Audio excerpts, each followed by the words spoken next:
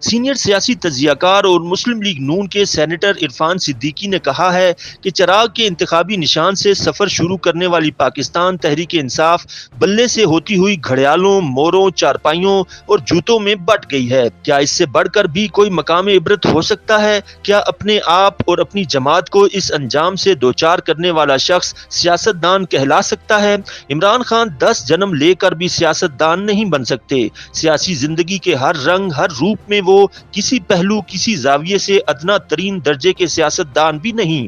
اپنے ایک کالم میں عرفان صدیقی کہتے ہیں کہ اخبار نویس اڈیالہ جیل سے یہ چونکا دینے والی خبر لائے ہیں کہ عمران خان سیاستدان ہیں۔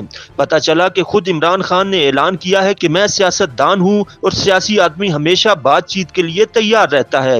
اس پر داغ دہلوی کا ایک بے محل سا شعر یاد آیا ہے: دی معظم نے شب وصل اذاں پچھلے پہر، ہائے کم بخت کو کس وقت خدا یاد آیا۔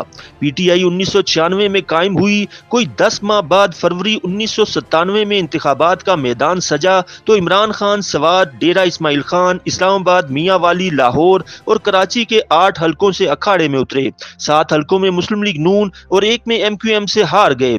8 حلقوں سے مجموعی طور پر 35,353 ووٹ لیے اور ضمانتیں ضبط کروا بیٹھے۔ یہ شکست ان کے دل میں زہریلے سام کی طرح کنڈلی مار کر بیٹھ گئی۔ ان کے دماغ میں یہ خیال بیٹھ گیا کہ اقتدار کے قلعے پر کمند پھینکنے کے لیے انتخابات موزوں مقام نہیں۔ عرفان صدیقی بتاتے ہیں کہ عمران کی جمہوری انقلابی جماعت کو دوسرا امتحان اکتوبر 1999 میں پیش آیا، جب جنرل مشرف نے اپنی نوکری بچانے کے لیے منتخب وزیر اعظم کا تختہ الٹ کر دستور پاکستان کو بھاری بوٹوں تلے روندا اور ریاست پر قبضہ کر لیا۔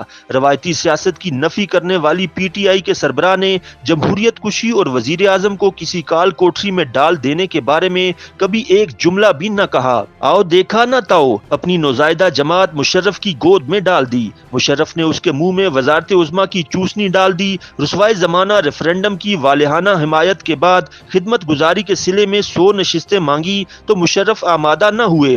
پی ٹی آئی کے منہ سے چوسنی نکال پھینکی۔ عمران خان دودھ پیتے بچے کی طرح روتے بسورتے دور چلے گئے۔ دیرینہ تعلق کا بھرم رکھتے ہوئے مشرف نے میاں والی کی نشست دلا دی۔ عمران خان کے لیے یہ باور کرانے کا سنہری موقع تھا کہ پارلیمانی سیاست میں ایک تازہ دم سیاستدان آ گیا ہے، لیکن وہ کوئی ادنا سا نقش جمائے بغیر آخری پہر مستعفی ہو کر گھر چلے گئے۔ مشرف سے دل برداشتگی انہیں مشرف مخالفین کے قریب لے گئی۔ جولائی 2007 میں نواز شریف کی بلائی گئی گول میز کانفرنس میں شرکت کے لیے لندن پہنچ گئے اور نواز شریف ہی کی تحریک پر آل پارٹیز ڈیموکریٹک موومنٹ کا حصہ بن گئے۔ تب تحریک انصاف کی عمر 11 سال ہو چکی تھی، لیکن عمران خان نامی سیاستدان بے خبر تھا کہ ایک بار وزیر اعلیٰ اور 2 بار وزیر اعظم رہنے والا نواز شریف کرپٹ، چور اور ڈاکو ہے۔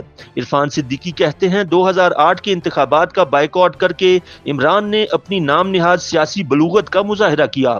2013 میں قابل قدر کامیابی حاصل کی، ایک بڑی جماعت کے لیڈر کے طور پر قومی اسمبلی میں پہنچے۔ سیاستدان ہوتے تو ایوان میں حشر برپا کیے رکھتے، مگر سڑکوں کا رخ کیا اور کامل 5 سال یہی بے ذوق مشغلہ اپنائے رکھا۔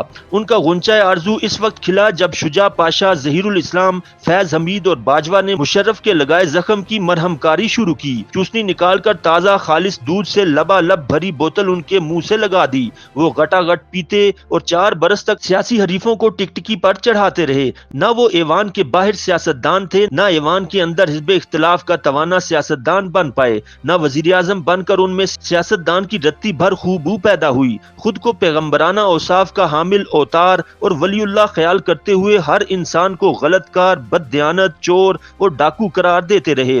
اپوزیشن سے ہاتھ ملانا کارے گناہ جانا۔ عرفان صدیقی بیان کرتے ہیں کہ اپریل 2022 میں قرارداد عدم اعتماد کے بعد سے آج تک ان سے کوئی ایک بھی ایسا کار خیر سرزد نہیں ہوا جسے پختہ کار سیاسی ہنرکاری سے دور کی بھی نسبت ہو۔ ایوانوں سے مستعفی ہوتے، اسمبلیاں توڑتے، دھرنے دیتے، ریلیاں نکالتے، حریفوں کو گالیاں دیتے تھک گئے تو فوج پر تبرہ کرنے کے لیے سرکاری خزانے سے دشنام ترازوں کا ایک لشکر پالا۔ ناکامی و نامرادی سے اعصاب چٹکنے لگے تو جنرل عاصم منیر کا راستہ روکنے کی مہم پر نکل کھڑے ہوئے۔